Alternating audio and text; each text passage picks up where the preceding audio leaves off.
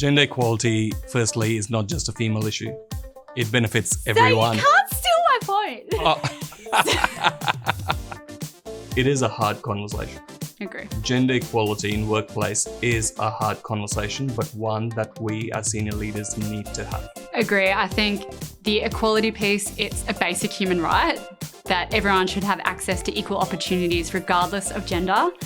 And the advocacy component to that is everyone needs to be part of the solution to drive at that agenda. So it needs to not just be a problem for women to solve, but everyone in their role moving towards the right direction. And that is a very important point. We still hear a lot of people say, aren't we already there? Aren't we an equal society? The reality is, even though we've made a lot of progress, there is a long road ahead. I've sat on many forums where I am the only female represented in the room. And many times in other settings, males have not called that out. At Cognizant, our leaders do acknowledge that and try and support that. But if they don't acknowledge that, the impact that has on me, it makes me feel like that's the standard that we accept and we are comfortable with that. Quite often we see men, senior leaders in a room make decisions for women.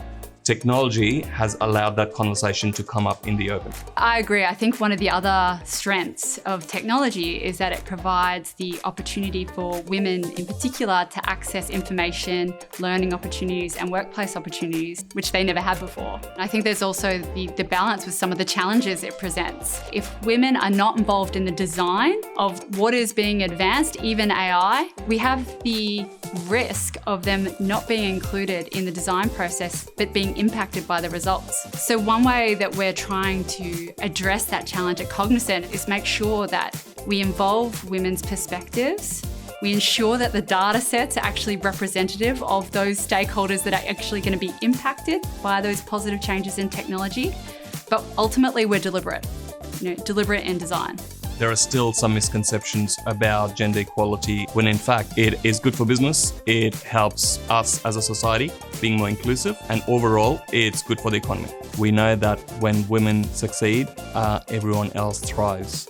It's incredibly important to lift up women, but I start from how do we even get to a base where we are equally represented? I would love everyone who listens to this to think individually and reflect, what are you driving on the advocacy front? What could you do differently? And that's the conversation and dialogue I want to start having.